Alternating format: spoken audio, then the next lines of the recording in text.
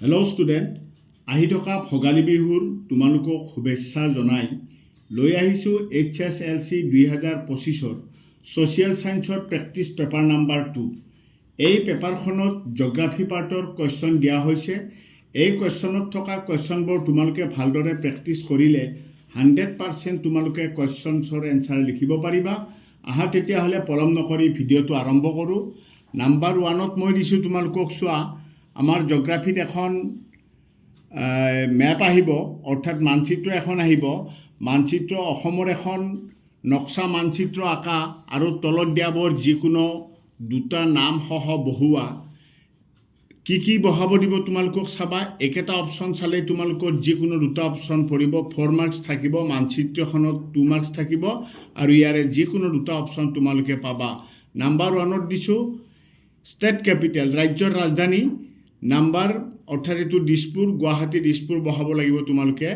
বিতে আছে silk town, ৰেশম নগৰ অৰ্থাৎ শুৱালকুছি। চিতে তোমাৰ চোৱা তোমালোকৰ ভাৰতৰ প্ৰথম তেল শোধনাগাৰ, the first oil refinery of India, অথবা এইটো এনেকুৱা ধৰণেও তোমালোকক নাম দিব পাৰে, the oldest refinery of India, ভাৰতৰ আটাইতকৈ পুৰণি তেল শোধনাগাৰ। অপশ্যন ডিতে চোৱা এখন কয়লাক্ষেত্ৰ। অপশ্যন ইতে চোৱা কাজিৰঙা নেশ্যনেল পাৰ্ক বা নেশ্যনেল পাৰ্ক বুলিও দিলে, এখন নেশ্যনেল পাৰ্ক বুলি এখন ৰাষ্ট্ৰীয় উদ্যান দিলেও তোমালোকে কাজিৰঙাই বহাব পাৰিবা। এফতে চোৱা এছিয়াৰ বৃহত্তম চাহ বাগিচা বা মনাবাৰী চাহ বাগিচা। এই মনাবাৰী চাহ বাগিচা বা এছিয়াৰ বৃহত্তম চাহ বাগিচা এইটো আমাৰ বিশ্বনাথ জিলাত অৱস্থিত, গতিকে তোমালোকে বিশ্বনাথ জিলা শ্ব' কৰিলে হ'ব। আৰু লাষ্ট নাম্বাৰ আছিল এয়াৰপৰ্ট, এটা বিমানবন্দৰ। 2 নম্বৰ কুৱেশ্যনটো চোৱা, মষ্ট ইম্পৰ্টেণ্ট কুৱেশ্যন। অৰ্থনৈতিক ভূগোলৰ সংজ্ঞা লিখা। ইয়াৰ বিষয়বস্তু কি? অৰ্থনৈতিক ভূগোলৰ দুটা প্ৰধান শাখা উল্লেখ কৰা। নেক্সট ওপৰত চোৱা, নেক্সট পেজত চোৱা তোমালোকে। নেক্সট পেজত কুৱেশ্যন নাম্বাৰ 3তে চোৱা, গোলকীয় উত্তাপ বৃদ্ধি কি ধৰণৰ সমস্যা গোলকীয় উত্তাপ বৃদ্ধিয়ে কি ধৰণৰ সমস্যাৰ সৃষ্টি কৰিব পাৰে, 4টা উদাহৰণ দিয়া। কুৱেশ্যন নাম্বাৰ 4, অসমৰ প্ৰধান কৃষিভিত্তিক উদ্যোগসমূহ কি? অসমৰ চাহ উদ্যোগৰ বিষয়ে চমুকৈ ব্যাখ্যা কৰা। নাম্বাৰ 5, অসমৰ পৰ্যটন উদ্যোগৰ সমস্যাবোৰ উল্লেখ কৰা। নাম্বাৰ 6, পাৰ্থক্য লিখা। সম্পদ আৰু সম্পত্তি। অপশ্যন বিতে দিছোঁ জীৱীয় আৰু অজীৱীয় সম্পদ। নাম্বাৰ 7ত চোৱা, নাম্বাৰ 7টো কুৱেশ্যনটো 2 ধৰণে হ'ব, এনচাৰ এটাই হ'ব। অসমৰ কৃষি উন্নয়নৰ সমস্যাবোৰ উল্লেখ কৰা, বা এই কুৱেশ্যনটো অসমৰ অৰ্থনৈতিক উন্নয়নৰ সম্ভাৱনাবোৰ কি? কুৱেশ্যন দুটা যদিও বেলেগ বেলেগ, এনচাৰ ছেম হ'ব। নাম্বাৰ 8টো চোৱা, পৃথিৱীৰ মহাসাগৰ আৰু মহাদেশসমূহৰ বিতৰণ সম্পৰ্কে চমুকৈ লিখা। নাম্বাৰ 9, 2011 চনৰ অসমৰ ঔদ্যোগিক আৰু বিনিয়োগ নীতিৰ প্ৰধান লক্ষ্যবোৰ কি? 10 নম্বৰত চোৱা, গোলকীয় উত্তাপ বৃদ্ধি কি? গোলকীয় উত্তাপ বৃদ্ধি কিদৰে ৰোধ কৰিব পাৰি?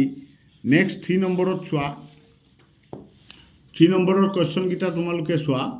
11 নম্বৰতে অসমৰ জল পৰিবহণ ব্যৱস্থাৰ সুবিধাবোৰ উল্লেখ কৰা। 12 নম্বৰত চোৱা, অসমলৈ প্ৰাচীন কালৰ পৰা বৰ্তমান সময়লৈকে হোৱা জনপ্ৰব্ৰজনৰ সদবোৰ একাদিক্ৰমে উল্লেখ কৰা। নাম্বাৰ 13, অসমৰ অৰ্থনৈতিক উন্নয়নৰ 3টা প্ৰধান সমস্যা উল্লেখ কৰা। 14ত চোৱা, সম্পদ সংৰক্ষণ বুলিলে কি বুজা? সম্পদৰ সংৰক্ষণ 2টা পদ্ধতি উল্লেখ কৰা। 15ত চোৱা, অসমৰ জনসংখ্যা বিতৰণৰ ওপৰত এটি চমুটকা লিখা। 16, অসমৰ ঔদ্যোগিক বিকাশ এতিয়াও কিয় মন্থৰ হৈ আছে, তাৰ 4টা কাৰণ লিখা। নৱীকৰণযোগ্য আৰু অনৱীকৰণযোগ্য সম্পদৰ পাৰ্থক্য লিখা। সম্পদ বুলিলে কি বুজা? অসমৰ প্ৰধান প্ৰাকৃতিক সম্পদবোৰ কি? পৃথিৱীৰ পৰিৱেশৰ মণ্ডল 4টাৰ মাজৰ সম্বন্ধৰ বিষয়ে চমুকৈ লিখা। গোলকীয় উত্তাপ বৃদ্ধিৰ 3টা ফলাফল লিখা। 21ত চোৱা, মহাদেশীয় বিস্থাপন বা সঞ্চাৰণৰ সূত্ৰটো চমুকৈ বৰ্ণনা কৰা। 22 পাৰ্থক্য লিখা। মহীসপন আৰু মহীঢাল, এভাৰেষ্ট শৃংগ আৰু গডিনষ্টিন। 23 অসমলৈ প্ৰাচীন কালৰ পৰা বৰ্তমান সময়লৈকে হোৱা জনপ্ৰব্ৰজনৰ সদবোৰ একাদিক্ৰমে উল্লেখ কৰা। 24 পৰিৱেশ পৰিৱৰ্তনৰ 3টা প্ৰধান কাৰণ উল্লেখ কৰা। 25 অসমৰ কৃষি জলবায়ৱীয় অঞ্চলকেইটা কি? এইকেইটাৰ বৈশিষ্ট্য চমুকৈ উল্লেখ কৰা।